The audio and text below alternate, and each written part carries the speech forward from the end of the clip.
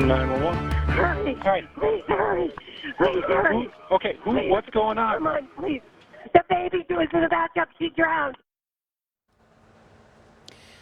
It was a heart-stopping near drowning, and we want to stress, thankfully, that baby is okay. It's the story the ABC 15 investigators brought you last night at 10. Firefighters rushing to the scene, deciding to bring their own ambulance instead of waiting longer for one run by a for-profit company. Now that fire department is under state investigation. But why? Here's ABC 15 investigator Dave Biskobing. In Prescott Valley and the surrounding area, there's about 150,000 residents. But the state officially licenses just one provider to operate ambulances there, and that's a private company called Lifeline. Now, local firefighters say Lifeline's response times are too slow, so they're bringing their own ambulances in defiance of the state. Is the baby breathing? We think she's breathing. We don't know. We don't know. Please hurry. Okay, ma'am. On the way to the near drowning, firefighters from the Central Arizona Fire and Medical Authority made two different calls. The first to Lifeline's ambulance. QETA 3101. Engine 61, 3101. We're about 12 minutes out, sir. The second call was a judgment call. They could get their own ambulance there sooner, so they decided to use it and divert Lifelines. We didn't really think much about it other than, hey, we transported with the rescue, and this was a good thing. We saved someone in the community.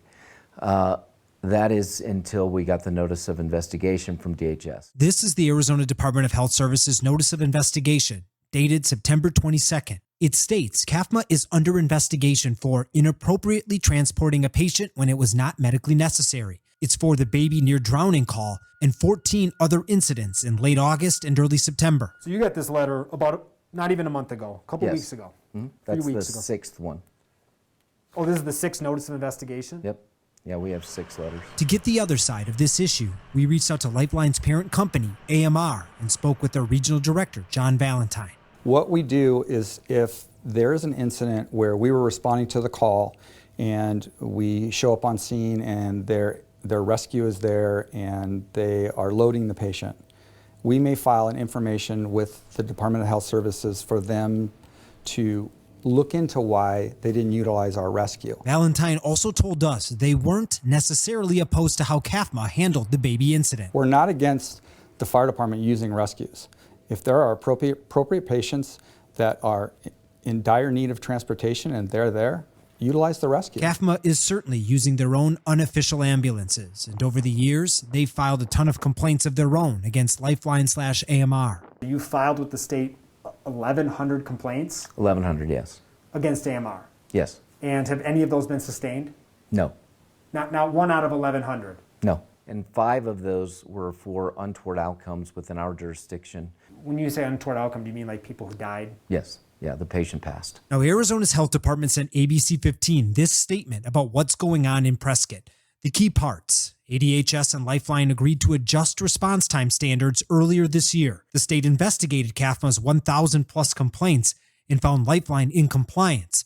But ADHS says the investigation remains open. The state also confirmed they're investigating CAFMA, and that also remains open. But CAFMA's chief is forcing the issue. Freitag is essentially putting ADHS on notice, challenging how our state regulates ambulances. You're not hiding what you're doing. In fact, every week, every month, you're sending them a list of the times that you've transported a patient to almost drive home the point? Yeah, every week. I'm investigator Dave Biskobing, ABC 15, Arizona. CAFMA just applied for their own ambulance license late last month, and right now another ambulance company is also asking for a license to operate in the Prescott area. Those decisions will likely stretch out another year or more. It's almost certain there will be legal and legislative battles.